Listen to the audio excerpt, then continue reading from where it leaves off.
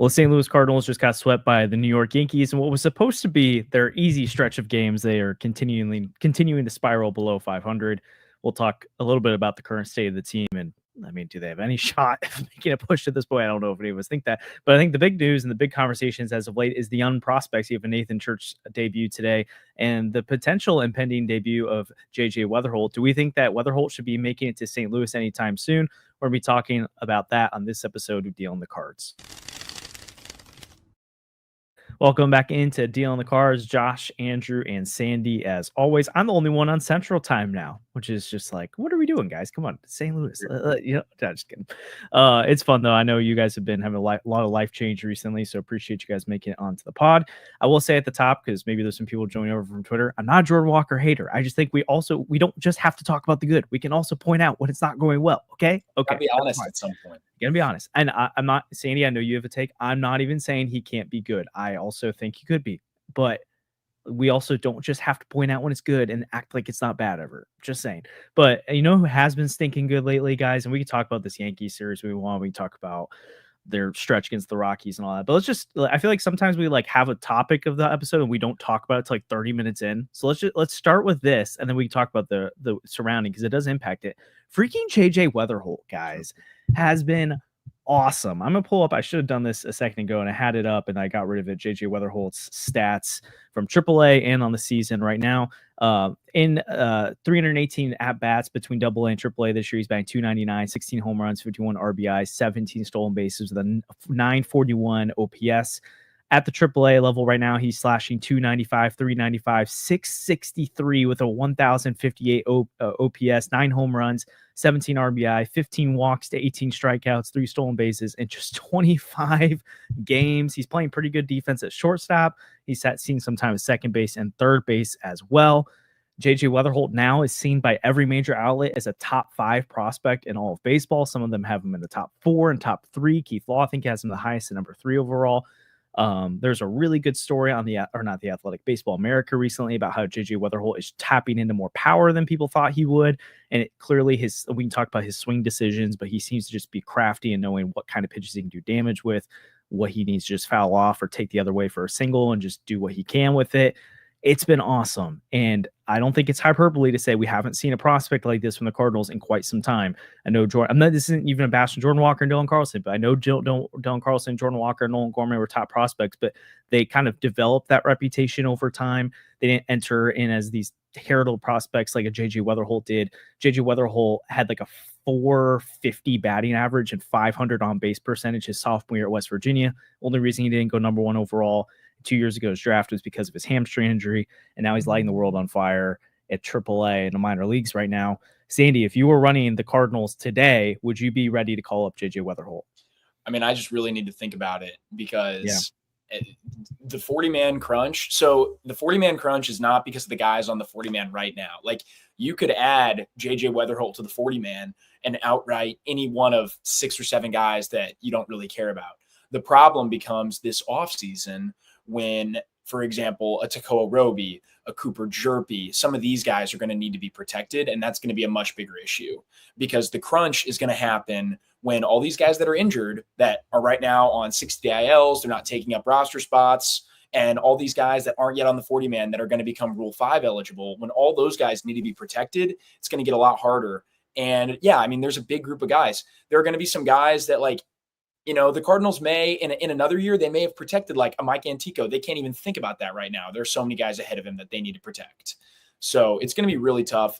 I understand why the Cardinals haven't promoted him yet, and I wouldn't be shocked if they don't, you know, especially with the change going on in the front office as well. But yeah, I mean, it's hard to deny how great he's been as well. And it feels like we're seeing, you know, Huey's Restaurant homers out of Memphis every night. So it's tough to deny him that as well. So I don't know. I think I'm on the right now, though. You need to prioritize making sure that you're not cutting bait with any of these guys. Like, if it's a couple games of JJ Weatherholt at the end of the season or control of Cooper Jerpy, like, for me, I got to keep Cooper Jerpy on my team. So I don't know if it's exactly him. I don't know where the Cardinals prioritize these guys, and I don't know who the 40th guy on the roster is. But it's not as simple as just, oh, get rid of Garrett Hampson. Yeah, they're going to do that at the end of the season anyway. It's these guys they have to protect once you're not allowed to have your 60-day ILs and once you need to protect guys for the Rule 5. So, yeah, I mean, we could, if you want to sit down and go through the 40 man, though, there are like 13 names you could take off. Yeah. And I think there's an argument that there's up to 8 players you need to add on the 40 man, but some of the, like, that's adding like Max Rochick and Bryson Motts and some of these guys into Motts it that I'm might like, get claimed. Rogic won't get claimed. Like, I'm yeah, not. but so like there's some of those guys that where it's like maybe they get claimed, but I don't. If JJ Weatherholt's really the future and he's this good, Max Rochick's 40-man roster spot, as much as I hope he ends up being a good big leaguer, or Bryson Motts, like, shouldn't prevent you adding from JJ. And even so, actually, you can add all those guys and still probably have 4 to 5 roster spots after the season because of guys you're going to cut as dead weight. Also, if you're trying to move Nolan Arenado, Lars Nootbaar, guys like that, I think where it maybe comes into play is the extra layer that people haven't talked about yet is that if you're trying to have 40-man flexibility, not just to add guys, but also that are already in your organization, but to trade Nootbaar for a couple guys that need to go on the 40-man, right? Or stuff like that. That's where it could end up becoming a crunch, in my opinion. But that's projecting down the road. And I think that, like, when they talk about the flexibility, it's they don't want to restrict time from being like, you know what, like, we only have 4 spots remaining and I want to make 3 different trades. And I can't really bring in a bunch of these guys. But even then, it's like, okay, if there's a guy you really like that much, I'm guessing again that some of those names I've listed out, and I won't keep naming certain guys that could be protected, but it wouldn't be the worst thing in the world if you had to put them on waivers. Yeah, I guess the worry is just, I mean, the Cardinals at this point, the way they've played the last few years, they're so scared of losing. And, you know, that it's like the last thing you want to do is have some dude get picked in the Rule 5 and like pop off. And so, I mean, I get it. They're so risk averse right now. And especially moving into the Bloom era, like that'd be a terrible way to start things. I mean, for Mozeliak too, it'd be a terrible way to end things. It's like, oh, the last thing Mozeliak did was let this guy get away. But I mean, I know there are a lot of guys they can remove, but there are a ton of guys they need to protect. And the problem is the 40-man in the offseason is just the 40-man. Like, I see this comment here that says it's not taking into consideration that JJ will definitely be on the 40-man next year. He will be. But the thing is, once spring training starts, you open up space by putting Cooper Jerpy back on your 60-day, and that 40-man spot gets open again. But during the offseason, your 40-man is just 40 people. So, I mean, I get where you're coming from too, Josh. There's a lot of dead weight. They could make room for JJ. It just depends how they prioritize some of these guys. Yeah. But I do want – who do you think would be, like – I mean, you can't say the last guy because there's like 5 or 6 guys right now on the active roster where it's like this guy's not going to survive the crunch this winter. It's whatever. But I don't know. I mean, I really need to like sit down and draw it all out, I guess. I mean, I've got some of these. Actually, Andrew, how about you talk about your thoughts on if Wetherholt should be added, and then we can get into the 40-man, because I know that's a big debate people have had, but I can pull up the list of people that you could cut from it and also the people that could be added. But would you I mean, you can bake that into Andrew, but if you were running the Cardinals right now, do you think JJ Weatherholt should be added? I mean, I feel like, well, one, you have a 40-man spot open. I think I just counted, I think you only have 39 guys on the 40-man, if I'm correct. Actually, Zach Thompson's not on the 40-man either because he's on the 60-day IL, but he'll have to be added again at the end of the season. But I don't think that should be the reason that you don't call up JJ. Like, if you don't think he's ready, I think that's one thing.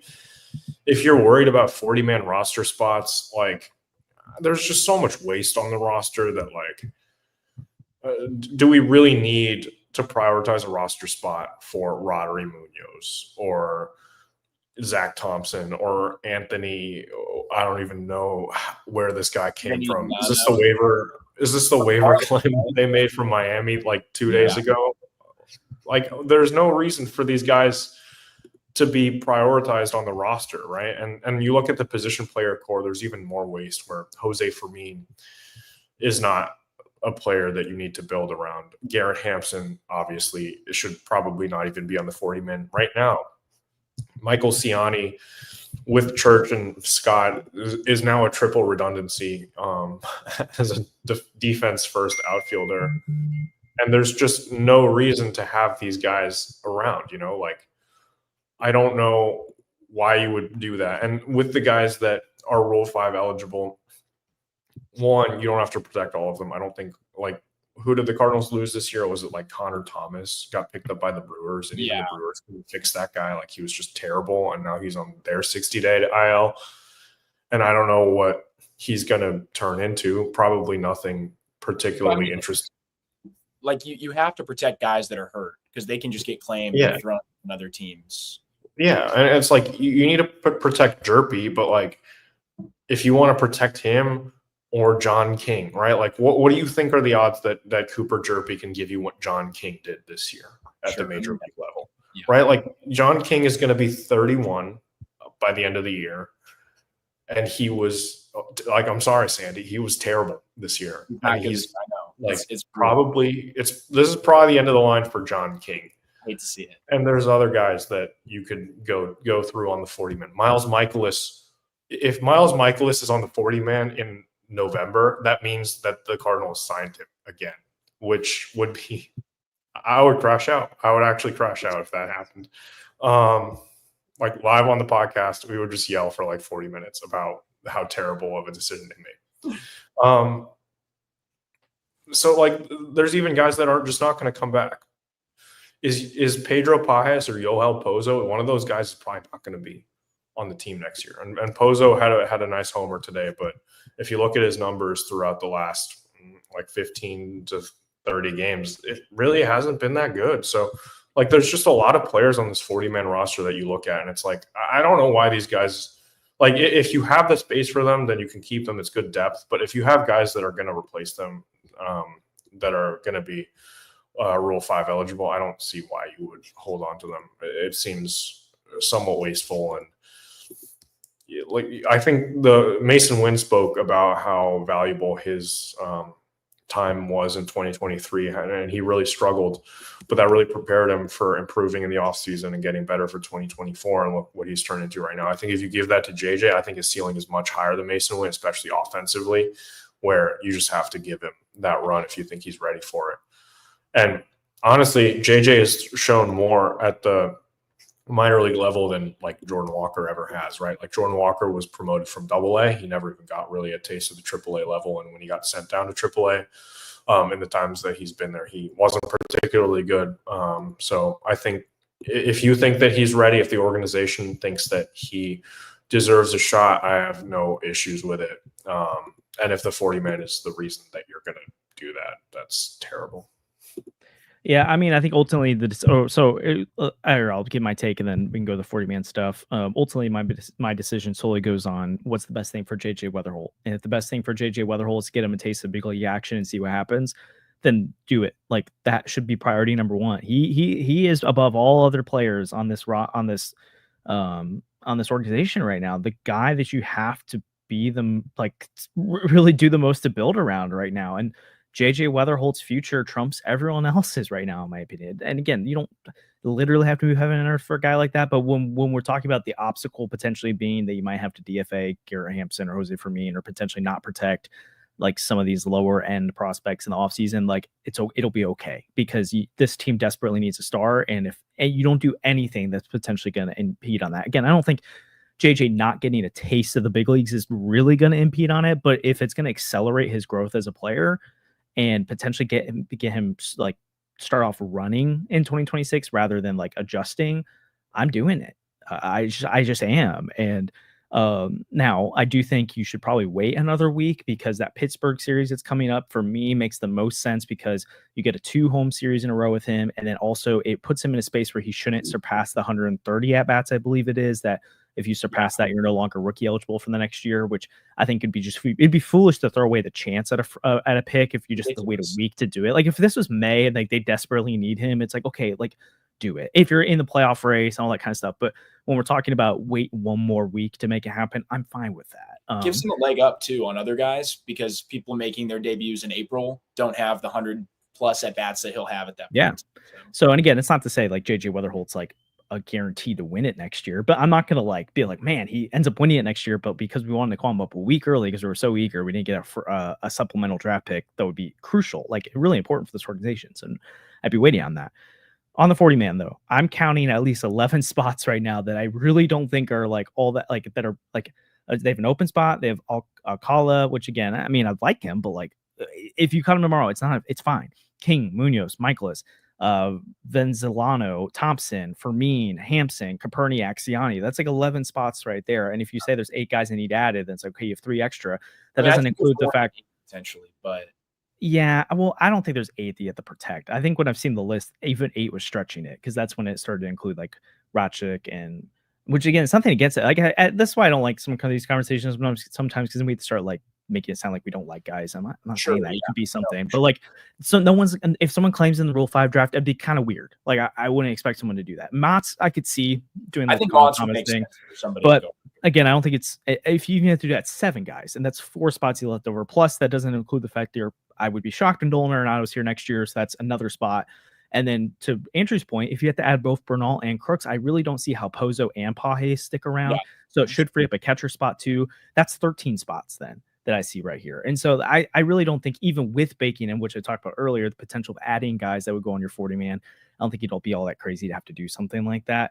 So that's where I don't think 40-man should be a problem here. I think sometimes people take extreme approaches on stuff and are like, there's no 40-man concerns. And other people are like, there are so many 40. It's like, well, I think there is to an extent, but it's more of an off-season issue they'll have to navigate than it should be restrict JJ Weatherholt right now. Also, as I've been saying, they need to add like 8 guys. They already added Nathan Church. So that's one of the 8 guys that's been baked in. So really they need to add potentially 7 guys, really more like 6 or 5, and they have like 11 to 13 free spots. So that's where I really don't think it should get in the way of JJ right now. I think it's his performance on the field that we got to see. And I think, again, when we're talking about the types of players we're talking about here, like, again, I was someone admittedly that wanted Jordan Walker up on the opening day roster in 2023. And I just think that was a major mistake. And I would have, and at the time I would have been mad at the Cardinals that they didn't do it. Like, I'm calling myself out. Like, I was wrong.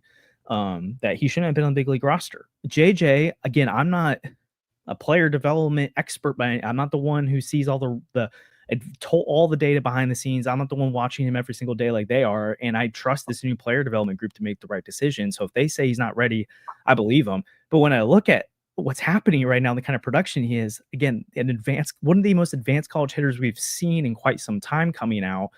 Like, there's already things that's like, okay, it would make sense that he potentially could be ready right now. It looks like he is. And then you're looking at the underlying data right now, and the way that he's getting to power, it doesn't seem fluky.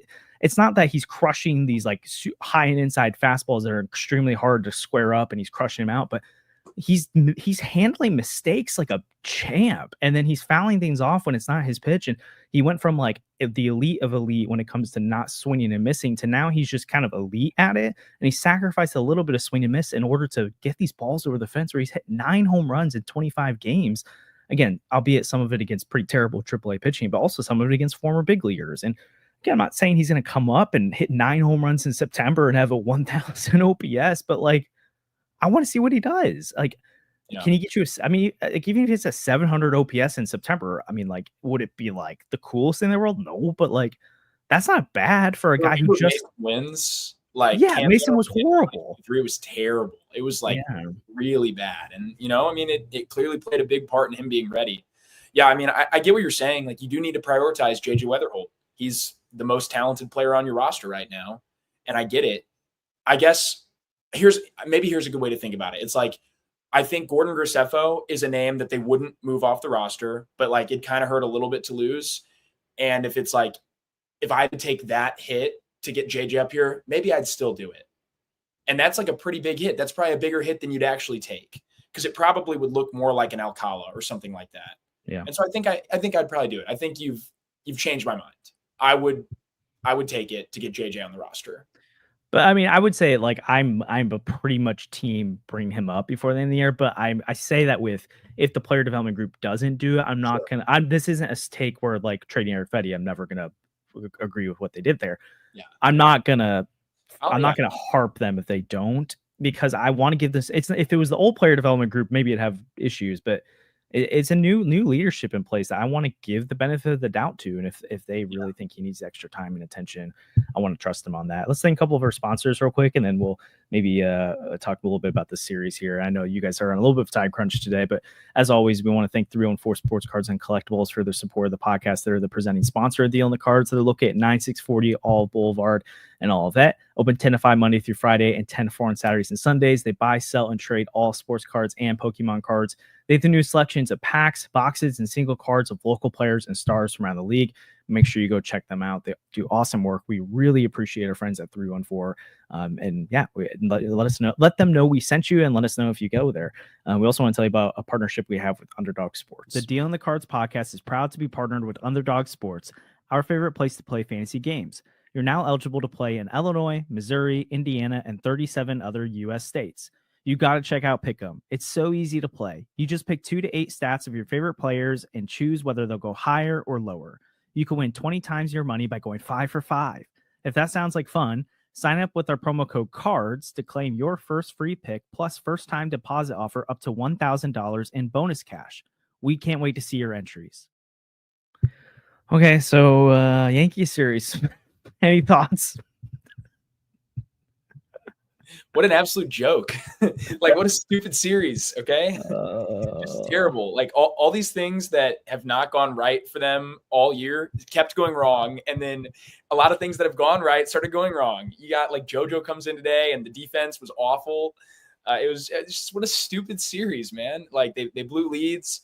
They're on a 5-game losing streak. And meanwhile, the Reds and Mets can't do anything right. And the Cardinals are just, like, so hell-bent on losing.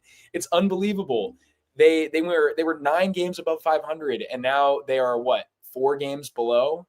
Is that where we are now? I mean, they've played at an unbelievably bad clip over the last 2 months. I mean, I'm sure that if you go back and look at the last like 55, 60 games, I bet they're among the worst in baseball in that stretch. I mean, 13 under 500 there is just abysmal.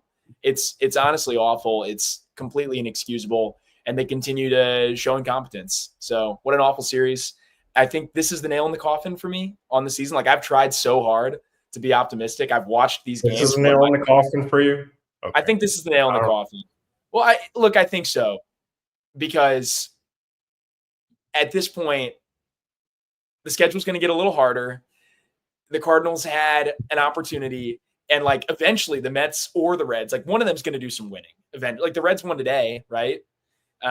Eventually, like, the Mets got Seattle, who's been red hot. The Reds had the Brewers, who've also been red hot. Like, one of those teams is going to start doing some winning. And if the Cardinals weren't going to win now while they're both losing, I can't imagine there's going to be, a better opportunity for them. So it's over. Yeah. What a shame. They played themselves out of this in the most tragic and horrendous way possible. Oh boy. Yeah, also looking at the wild card standings, they are 5 games out of the third wild card now. The Cubs have a 5-game lead over the third wild card. The Padres have a 4-game lead over the third wild card. So, like, Padres and Cubs seem as, I mean, not that talent-wise, already thought they were pretty much a shoo-in for the playoffs, but really it'd be a collapse of the ages for them to fall out of it at this point. The Mets are the one team right now that you're like, that have been ice cold, but like they're still talented. And even so, the Reds are up 4 games on you right now, and the Diamondbacks are just half a game back of you. The Giants are 1 game back of you, and the Marlins are 1.5 games back of you. So you're more in the territory of the Giants and Marlins right now than you are the third wild card. So, Andrew, anything, anything from this? I mean, it just kind of is what it is. Like, the pitching was not particularly great. Like, Palante still needs to figure it out. JoJo more and more reminds me that the Cardinals probably should have traded him. Sonny Gray kind of looks like he's just cooked. I don't know. I think maybe I don't know. If you're trying to compete next year, you might have to look elsewhere. Maybe it is best to not compete next year. I don't know what's going on anymore. But like we all said that this was the chance for the Cardinals to really make a push for it. They should have swept the Rockies. They should have, won at least one of the games in this series. Yeah. Lost in late innings both yesterday and today, I believe. They were up in 2 of the 3 games and had a chance on Friday to really make something happen, and they didn't do it against a team that's really been struggling as well. So I don't know. It just seems like everyone's kind of fallen flat. I guess you just want to see what they can do continuing on, but there's really nothing to be like, oh, this team could make a run. Maybe the Mets will DFA Ryan Helsley and he'll come back. I don't know. That seems to be the biggest storyline I can think of from this series. You know, I don't get the Walker stuff. We can talk about that for a little bit. You know, I'll give him that he's had some hard hit balls not get through, but a lot of those hard hit balls have been on the ground. So I don't really know how much you can say that he's been getting just painfully unlucky, and more than you can just say that like he should be hitting the ball, lifting the ball a little bit more.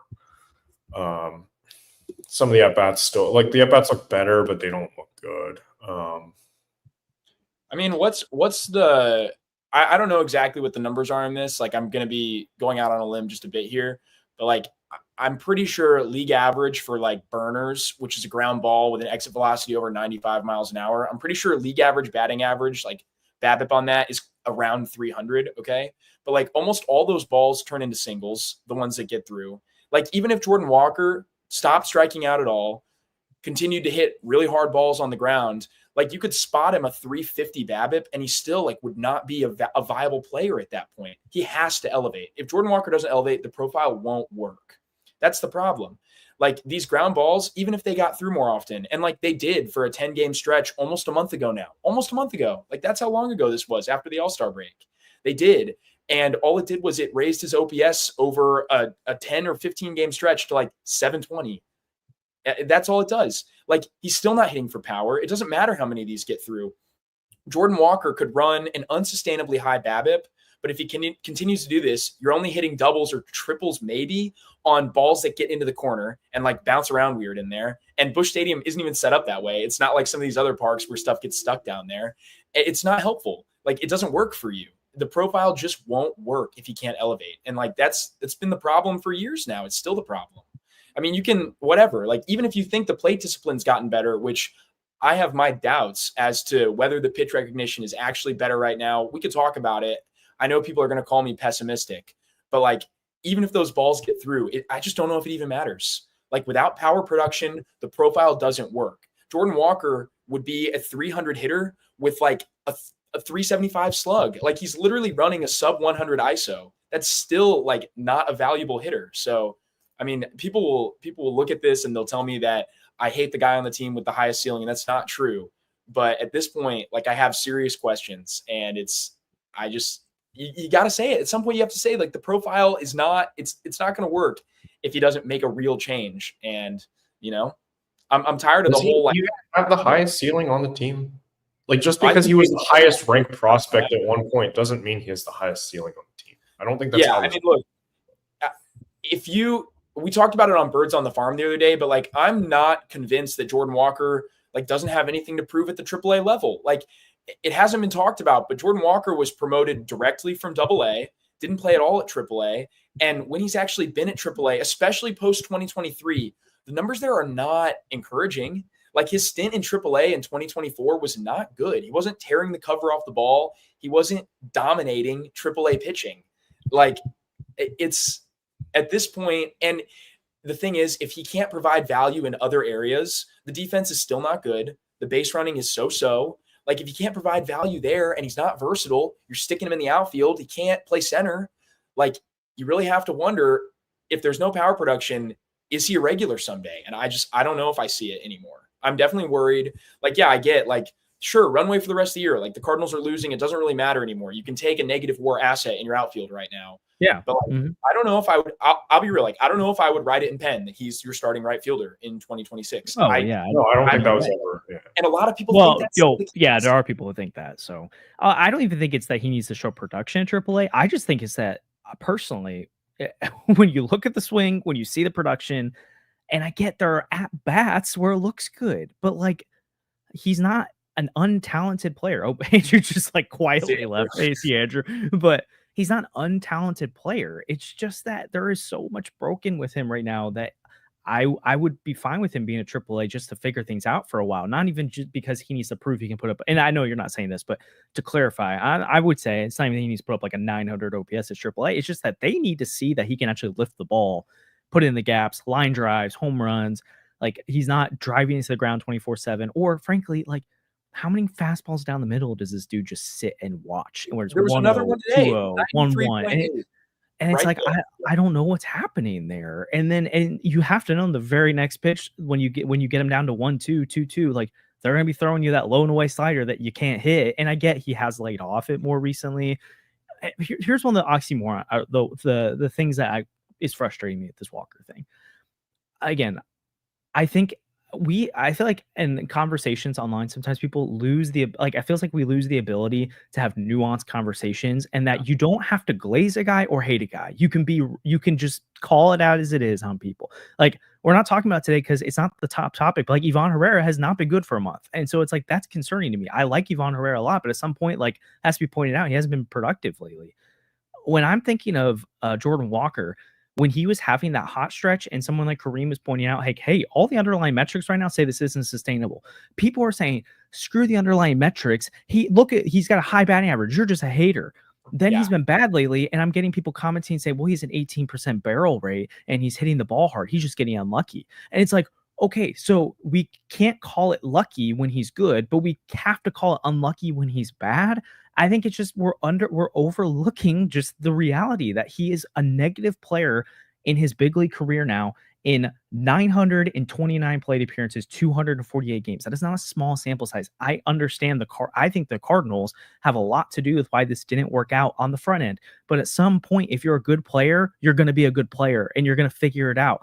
Jordan Walker has to at some point prove on the field he is worth it. And I get he has stretches where he does. And in a lost season, why not throw him out there? Because there's not many other guys that you need to consistently see more than him. But if he doesn't prove it in the year, Chaim Bloom should have no reason not to trade him if he feels like it's the best thing. I'm not saying he should. I'm not saying he can't even start next year. But there is nothing that he's proven at the big league level besides his rookie year, which is now 2 years ago, that says that he is worthy of it. Dylan Carlson had a great rookie year. And are we saying 3 years later that he should have had runway? No, people gave up on it. And guess what? There were people who were early to it. I was not one of them. Again, I'm admitting my faults here. I held on to Dylan Carlson, could be a good player for a lot longer than other people did. There were people that held on to it to the bitter end, but there are also people who early on started to say, hey, it's not working out anymore, and there's real issues here. And people are like, oh, you just hate Dylan Carlson, blah, blah. I think Dylan Carlson started to become fans turned on him a little bit quicker because of the whole Juan Soto thing, where his name got wrapped into it in a way that wasn't fair to him because it wasn't his fault. And Nolan Gorman's even a part of that. But the infatuation of Jordan Walker and the inability for some people to point out like it's not been good, it's just weird to me. I don't understand it. And it's like, don't we want people that we talk baseball with to be objective about it? Like, do we have to just glaze everyone unless they're not a Cardinal and then be like, oh, well, the Brewers, it's all devil's magic and the Brewers must be cheating and it's all, but like the Cardinals, like there's gonna like, again, I want to root for the Cardinals. I want Jordan Walker to be good, but we don't have to act like it's rainbows and butterflies all the time. We just don't. But like, what's so weird is the Cardinals fan base is like so pessimistic about so much, and they have this one giant blind spot, and I don't understand it. Like I want Jordan Walker to succeed too, but he's proven less to me than Dylan Carlson proved to me. Like he's proven less to me than Paul DeJong proved to me as a young player. Honestly, I can go down a laundry list of young players that proved more than Jordan Walker has proved in his time over a massive sample. Like we're talking about nearly 1,000 plate appearances. Okay. That is even it's funny because in the offseason, people are looking at Nolan Gorman and saying that dude already had 1,000 plate appearances. Why does he need more runway? But now those same people are looking at Jordan Walker and acting like he hasn't had time. Has proved so much more to me than Jordan Walker has. Nolan Gorman can be a league average defender at his position, which I still haven't seen from Walker, first off. And secondly, Nolan Gorman has had, I think this is going to be his third season out of 4 where he's got an above average offensive production. Like he's going to finish the year with an OPS plus over 100, whether people want to admit it or not, whether they want to go look at the back of the baseball card or not, he's going to finish with above average numbers. I mean, he did it in his rookie season. He killed it for almost all of 2023. I know he slumps. I know he's streaky, but like on the whole, the production rounded out to him being like almost 20% above league average, which is more than Jordan Walker has, 1, ever done, and 2, he paired it with non-liability defense. Jordan Walker has been a negative WAR player in all 3 years, and it's just brutal. It's unfortunate, but it's true. And Kareem is so right here. Like, even if we got rookie year Jordan Walker, which I think most people, if you just asked, would you take rookie year Jordan Walker back? Yeah, that 116 WRC plus, I would take it in a heartbeat. But that's still a replacement level player. Yeah, he was one WAR that year as 18% or 16% above league average bat. Was he above? He was positive F WAR. Oh, F WAR. He was one. Yeah, he was like negative 0.9 B WAR still. But like, then the last 2 years, he's negative 0.7, negative 0.6. Yeah, B WAR's been even more harsh towards him. Yeah, like it's just bad. And like, whether I'm talking about Paul DeYoung, Steven Piscotty, Randall Grichuk, like I can go way back, Colton Wong, like all these guys proved way more to me faster than Jordan Walker has at this point. Even like a Dylan Carlson, that was a great example you brought up. And Dylan Carlson, like there was an infatuation with Carlson from a subsection of the fan base all the way up until he was gone, where they're like, I can't believe all we got, he's got this high ceiling, whatever. But at least he had proven something to you, at least he had shown you like, hey, I can finish third in rookie of the year voting. I'm a 3-win player. Like, if Jordan Walker had a 3-win season next year, I would be shocked.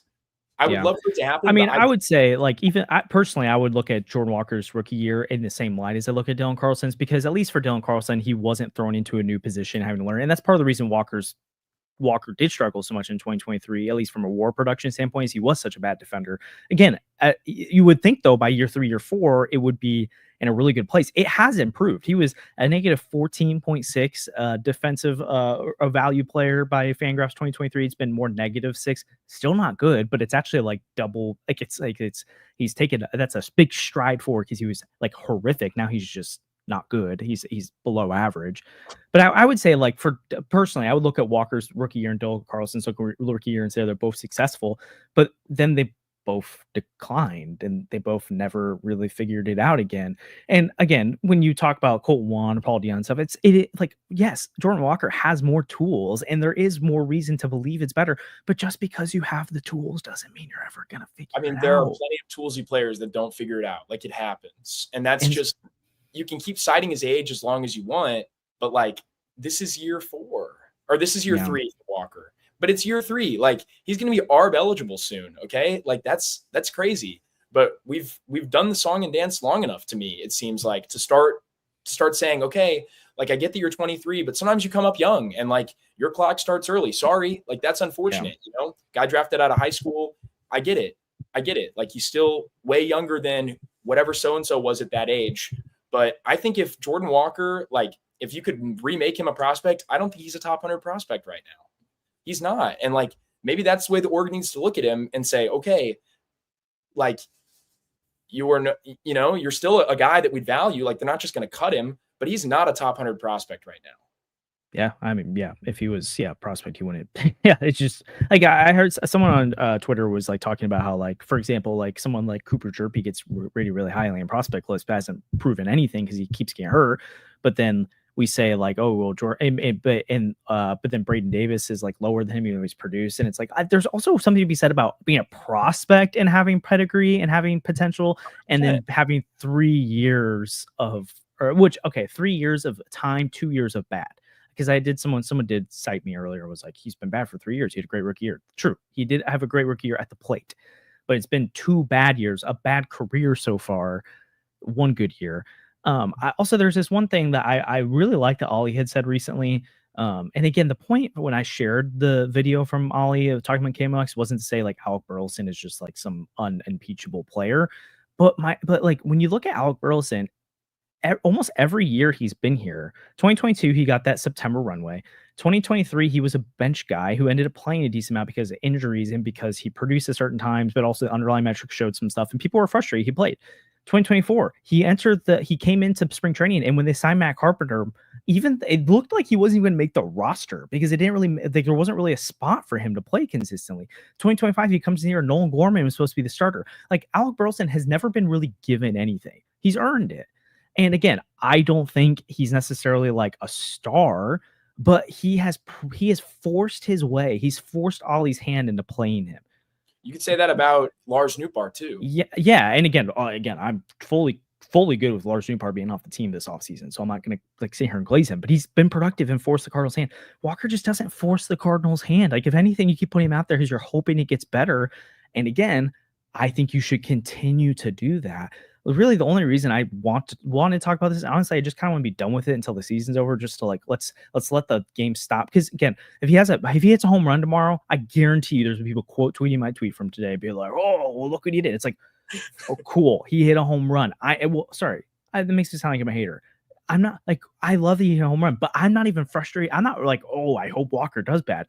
I'm just frustrated at the response people have, where it's just like you can't point out the bad with guys they like. You can point it out all day with the guys they don't like, and then you can't point out the good with the guys they don't like. When Michaelis has a good start, people are like, oh, you can't ever point it out because it's bad. Like, why can't we just be objective about all of it? That's just where I get with it, and that's where my frustration has come from, is people just continue blindly overlook it and just say, oh, Yanni had a good rookie year, it's all fine and dandy, and he's had 2 good weeks or whatever. Like, until those 2 good weeks, he was a 53 WRC plus guy. It was so bad. It's now a 70s. He has a lower WRC plus than Victor Scott, and I've seen people complain that Victor Scott gets playing time over him. He's not as good as a hitter. I'm like, Victor Scott's had more production. And we talk about how bad, people actively talk about how bad Victor Scott's been at the plate and not Jordan Walker. And yes, I know the Michaelis example, like, yes, he has no future, so it's different. But I'm just saying, like, people get frustrated when you point out the good about the guys they don't like, and when you point out the bad about the guys they do like. And it's, why can't we just be objective about all of it? Yeah, no, I couldn't agree more. It's at this point, it's just ridiculous. And it just doesn't feel like a good faith conversation a lot of the time. It's like, all right, well, I'm clearly not going to say anything that they're going to listen to sometimes. Like, that's how it feels. It's unfortunate. Like, I'm with everybody else. I can't say it enough. Like, I really wish Jordan Walker was good right now. Okay. I think the one thing, as we round this conversation out, the one other thing about this whole thing that just bothers me so much is that, and it's more of people not being objective in this whole thing. It's Cardinals fans citing all the things the Cardinals did to like screw Jordan Walker up, when it's like, those are normal things that franchises do all the time with players. It's like, oh, they made him learn a new position. Yeah, dude, because Nolan Arenado was playing third base. That's normal. People do that all the time. They made Nolan Gorman learn a new position. What? Are we shocked? I mean, Kareem and I talked about this on Birds on the Farm, but the Astros traded for Cam Smith and said, hey, we need you to get an outfielder's glove. You're going to play right field this year. And he's an above average right fielder. Like, he's doing it well. He's learning on the job and doing it well. And look, if you're a big leaguer and you're having trouble compartmentalizing and learning a new position, and it affects you at the plate so much that you're, 50 points worse than you were, like, that's an issue too. It's unfortunate, but it's where we are now. And I think, honestly, like, the Cardinals did some things I don't love with Walker. I wish they would have let him cook in AAA, to be honest. I know I was with you at the time. I was wrong. I'm happy to admit it now, but I'm not going to like blame them for everything too. Like, he just has to be better eventually, Yeah, I'm seeing some comments in here like it's a irony for us to say be objective when we quote unquote glaze Ollie. Okay, like, objectively though, I shouldn't say objective. Like, you can't quantify managers like you can players. You just can't. And if you want to do the win-loss record thing, Tony La Russa's first 3 years in St. Louis or 4 years in St. Louis are going to end up worse than what Ollie's was. And so are we going to say like the Cardinals should have fired Tony in those years? Obviously, he had the Oakland stuff, so I get the context. We can play this game all day, but whatever. I'm not trying to act like Ollie's best manager of all time either, but I'm not even going to open up. I already opened the can of worms, but probably shouldn't keep opening that because it's just going to get interesting. But I really hope Jordan Walker's good, because ultimately, and Andrew, you want to clip this? Go for it, because I'm gonna say like this matters. Oh, okay, only play. Oh, anyways, whatever. I'm not going to get the Ollie stuff anymore. I want Jordan Walker to be good, because the best version of this team moving forward, the players they have, is a future where Jordan Walker's been really good. Like, they need that right-handed bat. They need that power. They need the guy who can hit for 280, 290, 300 with 25 to 30 home runs and be a middle of the order bat. They need that so bad. So I do not want Jordan Walker not to pan out. I want him to keep playing for the rest of the year because it matters. But at some point, he has to show you something before we just continue to play this game over and over again. And if 2026 is a lost season and there isn't a clear guy to take that spot, then sure, run it again, because you don't have other options. But I think pretty soon there are going to be other options. Maybe they don't quite have the ceiling that we thought Jordan Walker once would have, but at some point, again, we thought Dylan Carlson had high ceiling and it didn't work out. It's okay if it doesn't work out. We just don't have to like white knuckle it and try to defend him all the time. And I'm not even saying people shouldn't like him or want him to be good or think he's going to end up being good. 100%. It's just frustrating when those people attack people for pointing out that it hasn't been good, especially, and I'm just going to go for it with Kareem, especially someone like Kareem, who's as informed as anyone else is. And I'm not just saying this because we do podcasts with him. I'm saying this because he's beloved for a reason, because he pays far more attention than most of us do. He looks at the nitty-gritty details far more than we do. He is one of the most plugged in and trustworthy guys you can listen to. And when he's calling this stuff out, he's not doing it with an agenda. He's just saying, like, this is what it is. And he's also like going to be the other day, he's pointing out the batted ball events from Jordan Walker that were good. And I didn't hear a lot of people being like, oh, thank you, Kareem, for pointing out the good. They just attacked him for the negative. And it's just so dumb. Yeah. Like, I would rather follow people who are going to tell me the truth and are going to tell me what they actually see at their eyes. It doesn't mean he's going to be right all the time. Kareem's going to be wrong. I'm going to be wrong. Whoever's listening, you're going to be wrong. Yeah. Sammy's going to be wrong. I'm not saying we're right. I don't think either of us said Jordan Walker's not going to be good. We're just saying he has not been good, and we shouldn't trash people for calling that out. We shouldn't. And at this point, it's been long enough that it's fair to start projecting that maybe the ceiling is not actually there. It's fair. It's time. It's time, because if you don't do that, it's going to be the same really gross end that it was with Carlson, where the fan base in a matter of 2 months went from being loving Carlson to hating him. Like it is what it is, you know? Yeah. Chat's got Kareem's back, but it's good. Anyways, I know you need to run, and honestly, I actually don't even really like this episode, because I don't like that we just had I don't want to talk negatively about Jordan Walker. I really don't. It's happening. And honestly, I don't even think we need to keep doing it. But I think it's fair when there's just this subsect of the fan base that cannot acknowledge any negative, to be like, hey, it's out there and it's okay, and hopefully it changes. But it hasn't yet, and we can also call that out, and it's okay. It's okay. It's not hurting anyone's feeling. Like, he's an adult. He's gonna be okay. Like, it's okay to point it out, right? So, anyways, thanks for listening. I know lately our episodes have been a lot of because that's where the Cardinals are at, but yeah. I'm excited to talk more about JJ. I'm excited to talk more about what the Bloom and his team are going to be doing for the future. I'm excited to get excited about things, but I did think this was a necessary topic today, and I don't know. Next time, let's find something positive to talk about and talk about the rest of the time. And then, you know what? There'll probably be people in the chat who are like, why are you glazing these people? Why are you only talking positive? And then we can't win, but it's okay. Anyways, sorry for getting all frustrated at the end there, but appreciate the support as always from everyone. Thanks, Sandy, as always. Thanks, Andrew, for popping in. Thanks, chat. You guys are awesome. Hit your thanks in the comments below as we're on our way out. Always thanks to 314 Sports Cards and Collectibles and Underdog Sports. Make sure to like and subscribe. It really helps to channel a ton. We got big stuff coming the rest of the year, and we'll see you guys next time. Thanks, Kareem. Thanks, Kareem.